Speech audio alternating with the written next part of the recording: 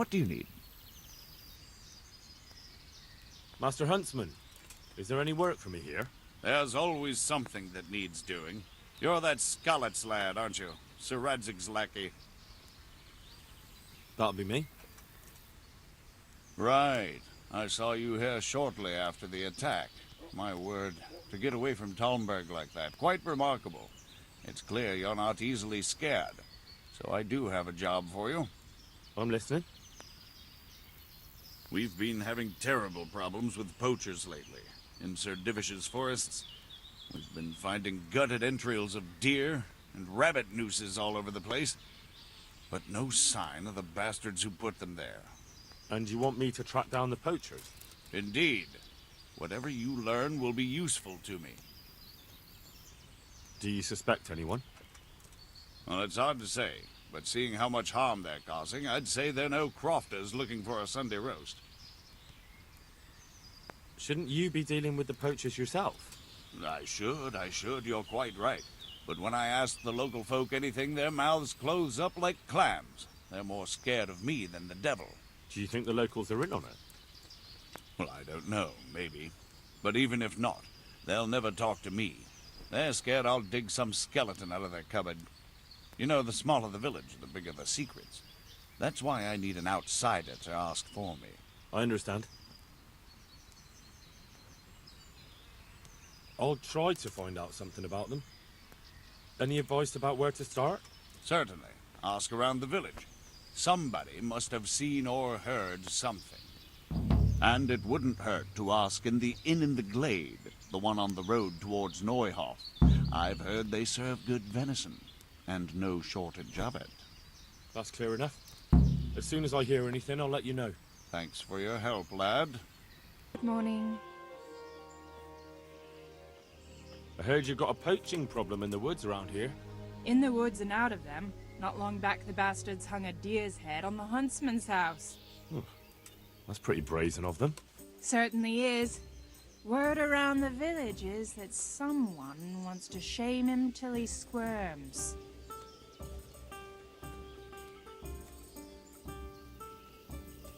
Do you think it was someone local? I really don't know. All sorts of things get said. Hannikin Hare's back, if you listen to some, and others are going on about Tom of the Baths. They swear blind he's got his fingers in it. And what about you? It could be anyone. There's more than one that has it in for Nicholas. And who knows what the neighbors get up to by night. What's so suspicious about this Thomas? Just that he was drunk and blabbering about how he was going to bring back venison from the woods. Putting a deer's head on the huntsman's house sounds pretty risky. Why would anyone do that? Maybe they want to show that Huntsman Nicholas is no match for them. And they're not wrong. He isn't the man he should be. Tell me something about Hannikin Hare. He used to be Master Huntsman here a while back. But then Nicholas got him accused of a murder, and the Hare had to flee. It cost him the huntsman's rank and Margaret, too. What happened between Hare and Nicholas, anyway? Those two didn't get on from the start. And then that business with Margaret really set them at each other's throats. But it all came to a head about 15 years back when Sir Henry of Lipa came to visit. Sir Hanish's father? Just so. There was a banquet at the castle in his honor, and in the morning they found one of Sir Henry's men-at-arms in the ditch with his neck broken. Well, Nicholas made sure the blame fell on Hannikin Hare. So how did Nicholas put the blame on Hare? Nicholas always had a viper's tongue, and events made it easy for him. That evening there'd been a right falling out between Hare and the guardsmen. Blows were struck. Well, Sir Divish didn't want any ill will with Sir Henry, so he tried to settle things as quick as he could, and Hare got the short straw. What was going on with Margaret? Her father promised her to Hannikin, because they seemed a good match. But Nicholas couldn't stomach that, so he did what he did. I want to ask about something else. So why do people think Tom of the Baths is involved? Ah, that's just nonsense. He was bragging in the tavern that he'd put on a venison feast for the village girls. Deer for the deers. Did he? I doubt it. He's all mouth and no trousers. But if you want to know more, ask my husband, the innkeeper. I wasn't here that evening. That'll be all. Thanks. I'm at your service tonight.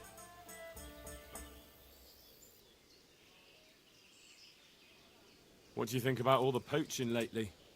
What should I be thinking? If they ever catch them, Sir Divish will have them skinned alive. But for that to happen, our master huntsman would have to be made of sterner stuff. Folk were talking about Hannikin Hare. Oh, good Lord! People do like to prattle on. Don't you go believing a word they say. It's the back of beyond here, and they'll tell any tale to spice things up a bit. Do you think Nicholas isn't doing enough? A master huntsman who lets poachers run wild through his woods? He's useless. He couldn't even stop them hanging a stag's head on his own house. Right. Thank you, Innkeeper. I'll be going. I've heard Tom of the Baths was mouthing off in here. So he did. He and Jack Piper were bragging about how they'd make a feast for the village lasses, that there'd be venison roast and enough beer to fill a river. And a few days later, they did come and buy a few kegs of beer from me. Did they have anything else to say? Not really. I told him to shut up, or someone would hear him and there'd be trouble. And what did he say to that? Nothing. He had more booze in him than the castle cellar. He just hiccuped and slid under the table. Piper took him off after that, thank God. Do you suppose he meant it? Hardly. He's nothing but a braggart. All right, I'd best ask him myself. Feel free to ask, but don't believe half what he says. And who is this Jake Piper? Oh, he's Tom's best mate. A decent fellow. They call him the Piper because everywhere he goes, he's whistling on that pipe of his. Where can I find him? Well, most likely in the quarry. He lends a hand there to make ends meet. Thank you, Innkeeper. I'll be going. I hope I can be of some humble service to you. I need to ask you something about the poachers. What? Me? Why me, for Christ's sake? They say you were mouthing off in the tavern. We'd all had a few ales. You know what it's like. The tales get taller. So you didn't go poaching with Thomas? My God, no. That would never even cross our minds. Thomas is a bit wild, but I have some sense, at least. Take... I'm glad to see you. I'm here to find out about the poachers gang, and I need to ask a few questions. Well, ask away. I don't have all day. I heard you were yelling in the tavern that you were off to hunt some venison. Look here. I don't know who you are, but you should watch your mouth. I will, don't you worry. So what happened then? What? Nothing. It was just the beer talking. I got pissed and started spouting shit. Didn't mean a word of it. Maybe not. That remains to be seen. That'll do me. God bless. What can I help you with? I'd like to find out about the poachers round here who've been stealing game recently. If you ask me, there's some questions best left unanswered. But go and see Olena if you're determined. That old gossip will tell you all there is to know. I'd like to ask you about Hannikin Hare. I'm sorry, but I really don't want to talk about that. The thing is, every time I spoke to someone about Hare, they always ended up talking about you. But I don't. You aren't to blame for anything, is that it? Well, I am willing to believe you, but you do know more than you're telling, and I need to hear it. Very well. You're right. And what would you like to know about Hare? How were things between you and Hare back then? There was nothing between us. Hannikin Hare impressed my father with all his talk of noble blood. But I couldn't stand him, and I didn't want to marry him. And then it made no odds after he ran away. So you didn't want him? I only asked because I've heard differently. That's village talk. Of course folk gossip. Mostly they just want to hurt Nicholas. Did Hare really commit the murder? God in heaven, how should I know? Anyway, it doesn't matter now. That remains to be seen. That'll be everything. God be...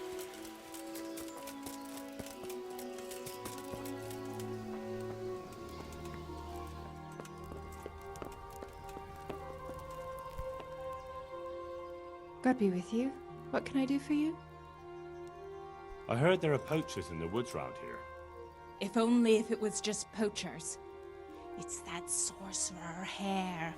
He's the one who's been running amok. I said he'd be back, and I said he'd be vengeful, and I was right both times. Tell me something about Hannikin Hare. Ah, that was all years ago. He turned up here one day. No one rightly knew where from. He claimed up at the castle to be a nobleman's son, and so he got the office of Master Huntsman, and Margaret was promised him for his wife. Nobody could have known he was a sorcerer. And how did his sorcery reveal itself? Well, he was able to vanish into thin air in the forest right in front of folk. And I've heard it said he spoke to animals, too, though I don't know the truth of it. That doesn't sound very convincing to me. That's because you've not seen his marksmanship. It wasn't natural, the things he could do with that bow of his. They say he sold his soul for the gift of it. I see. How did it go with Margaret? I'm not one to gossip, but she was a flighty lass in her younger years. She could never make up her mind which one she wanted, the Hare or Nicholas. So in the end, fate decided for her. What do you mean? What happened with Hare? Oh, that was quite something. And then some on top of it. Sir Henry of Lipo was visiting here at the castle, and Hare snapped his guardsman's neck with his bare hands. Of course, they found him out. But how do you keep a sorcerer under lock and key? You can't. That's your answer. And that Satan's spawn slipped the net. Oh, well, it's quite a wild story. Any idea why he murdered the man? No one knows, and most likely never will. But they say he was fully in the devil's power. There was a full moon, you see. Was he actually seen killing the guardsman? I suppose so. Else they'd hardly know who did it, would they? That's probably true. There is one other thing I want to ask. Has anyone actually seen this Hannikin Hare? He seems to exist only as a bogeyman to frighten naughty children. Oh, he exists all right, but he flits around in the forest like a shadow. They won't be catching him anytime soon, but Blacksmith's Betty heard some of their goings-on in the woods. Goings-on? What's that supposed to mean? Cavorting and raising hell. Sorcery! Hare meets up with his sorcerer's apprentices, and they feast in the clearing in the woods. In the morning, they turn into ravens and scatter. Or so she says. But you'll have to ask Betty for more. Who knows what she saw? Or what she was doing there with them? Very well. I'll ask. Who does Hare want revenge on? Master Huntsman Nicholas, of course.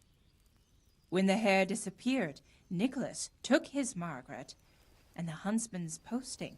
So Nicholas came out of it well? That one always knew how to land on his feet. Thanks. I think I know all I need. God be with Hey!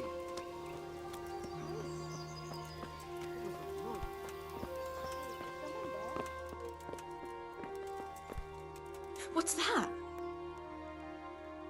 Jesus Christ be praised. How may I serve you? I've got a few questions about these poachers. So ask. I heard you saw something fishy in the forest. That's right, I did. Can you describe what you saw? It was after dark, I remember that. I went up past the castle along by the clearing, and I saw someone had lit a fire, and there were figures singing and dancing, and I could hear the whistling of a pipe. And I could smell roast meat. It was like a feast of some sort. Only I thought maybe it was some witch's Sabbath, so I was afraid to stay too long in case they saw me. Did you recognize anyone there? Someone from the village, maybe? No. Like I said, it was dark. All I could see was shadowy figures moving around. Did you hear any familiar voices? No. But I heard girls' laughter, goblets clinking, a piper playing. It sounded just like any feast. Where is the clearing? A short walk north of the castle. There's a track past the woodcutter's camp that takes you there. Thanks. What do you make of this poaching that's been going on? It's clear as day. Hannikin Hare's back. And putting those antlers on Nicholas's house? Well, we all know what that means, don't we? It's the sign of a cuckold, you mark my words.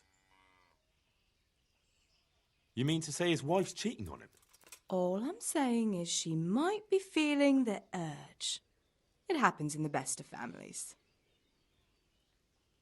Well, you're the first who's certain of Hare's return. So far, I've just heard vague rumours. Well, now, I wouldn't say I'm completely sure.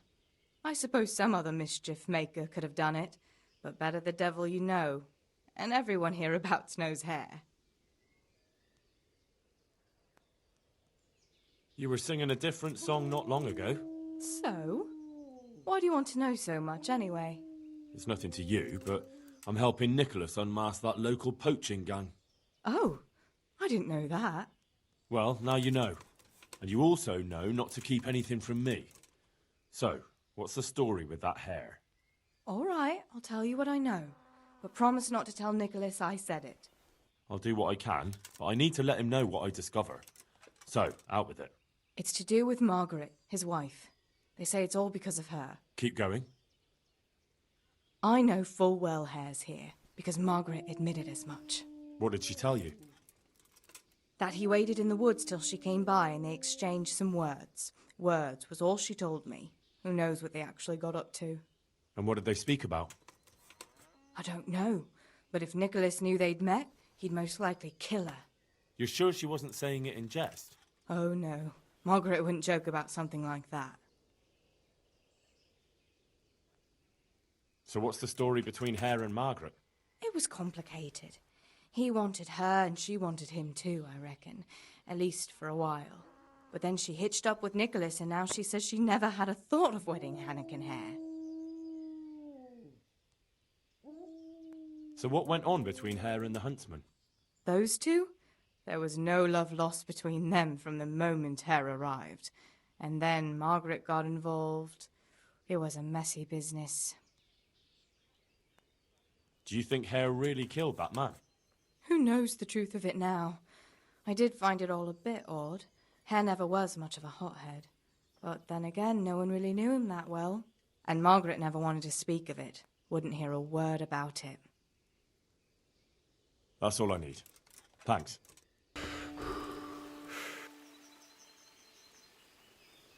I'd like to ask you about Hannikin Hare. I'm sorry, but I really don't want to talk about that. Wait! You can't say something like that to Nicholas. God knows what he'd do. It's in your hands whether I tell him or not. All right. What do you want to know? What did you talk about in the woods with Hannikin Hare? I see Betty's mouth's been busy. Don't blame her. I had to work hard to weasel it out of her. Now tell me. Oh, all right. Well, it seems Hannikin Hare's exile has addled his brain. He told me he'd go off with me, that he still loves me and nonsense like that. And what about you? What do you mean? I was so shocked, I couldn't even scream. Is that all he told you? He said if I change my mind, I'm to hang a garland of forget-me-nots on the house and wait for him at that place of ours. Where was it you saw him exactly? I wish I could tell you. The whole thing was like a fever dream. I almost got lost trying to get out of the forest. Even if I remembered, it wouldn't be any use to you. Hannikin Hare moves through the forest like a ghost. He knows every tree root off by heart. I want you to hang that garland on the lodge. But I don't want to go anywhere with him. You don't have to go anywhere. But tell me, where's that secret meeting place of yours? On the way to Ujitz. Back then, we used to meet by the great big beech tree, right next to the wayside shrine. There's a lovely view there, you see. And what time will he be waiting there for you? At dawn. What are you going to do to Hare? Never you mind. The main thing is it will all get sorted out. And that's all that matters, isn't it? I suppose so. Very well, then. I'll hang the garland for you. That'll be everything.